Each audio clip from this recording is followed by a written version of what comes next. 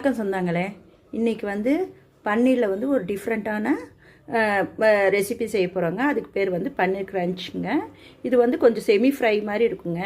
இதுக்கு தேவையான பொருள் வந்துங்க பன்னீருங்க. பன்னீர் வந்து ஃபிங்கர் சைஸில் கட் பண்ணி வைக்கணுங்க. இதுக்கு என்னென்னாக்கா வெங்காயம் வந்து இந்த மாதிரி நீட்டமாக அரிஞ்சு வைக்கணுங்க. வெங்காயம் நீட்டமாக அரிஞ்சிக்கணும்.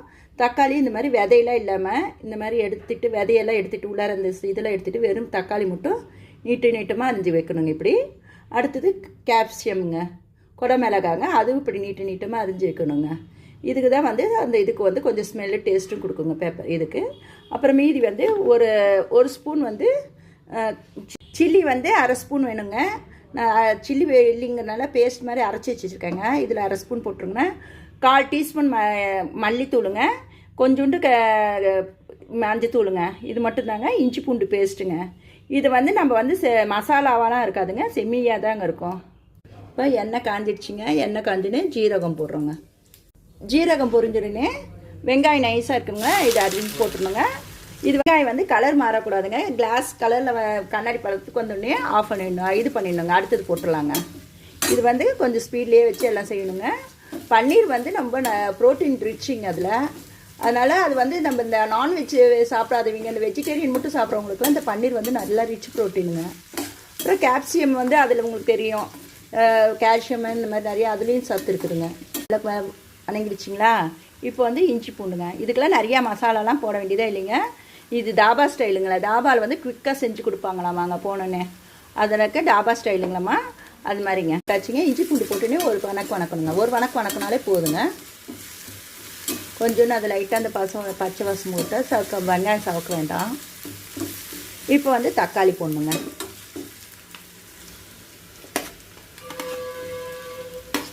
தக்காளி போட்டு கொஞ்சம் வணக்கணுங்க. தக்காளி ஏன் நம்ம இந்த மாதிரி கட் பண்ணி வைக்கிறோம்னாக்காங்க, அது விதையெல்லாம் இருந்துச்சுன்னா கொஞ்சம் புளிப்பு தெரியும் இல்லைங்களா, புளிப்பு இது கம்மியாக வேணுங்க. அது இல்லாமல் ஜூஸியாக ரொம்ப ஒரு மாதிரி அது ஒரு கிரேவி மாதிரி வந்துடுங்க. அதுக்கோசரம் தான் நம்ம வந்து இதெல்லாம் இப்படி கட் பண்ணி இப்படி செய்கிறாங்க. இது கொஞ்சம் ஒரு 2-3 வணங்கினே வந்து தக்காளியும் வணங்கிடுச்சுங்க. தக்காளியும் கொஞ்சம் முக்கால்வாசிக்கு வணங்கிடுச்சுங்க. இப்போ வந்து இது குடமிளகாய் போட்டுடலாங்க. குடமிளகாய் போட்டுட்டு ரொம்ப வணக்கணுன்னு இல்லைங்க, சும்மா ஒரு 2 பெரட்டணுங்க. சும்மா ஒரு 2-3 பெரட்டிட்டு அதுக்கப்புறம் இந்த மசாலெலாம் போடணுங்க. வந்து நான் 2 மீடியம் சைஸு வெங்காயங்க, 2 தக்காளி, ஒரு குடமிளகா தாங்க எடுத்து இந்த நீட்டமாக அரிஞ்சு வச்சுருக்கேங்க. இப்போ வந்து இதில் வந்து 1 ஸ்பூன் அந்த பேஸ்ட் போட்டுறாங்க. அப்புறம் 1/4 ஸ்பூன் மல்லித்தூள் எடுத்து வச்சுருக்காங்களா, அதுவும் கொஞ்சம் மஞ்சத்தூளும் போட்டு ஒரு வணக்குறாங்க. இப்போ வந்து இது வணக்கிடுவாங்க. கொஞ்சம் லைட்டாக அந்த மசாலாலாம் போட்டு ஒரு வணக்கினாட்டி இதில் வந்து கொஞ்சோண்டு தண்ணி, ஒரு 1/4 டம்ளர் தண்ணி மட்டும் இந்த மசாலாலாம் கொதிக்கிறதுக்கு வச்சுருங்க. ஒரு 1/4 டம்ளர் தண்ணி ஊற்றியாச்சுங்க. உப்பு தேவையான அளவுக்கு உப்பு போட்டு நல்லா கொதிக்க விட்டுணுங்க. இந்த மசாலெலாம் வந்து நல்லா பச்சை வாசனை போகணுங்க.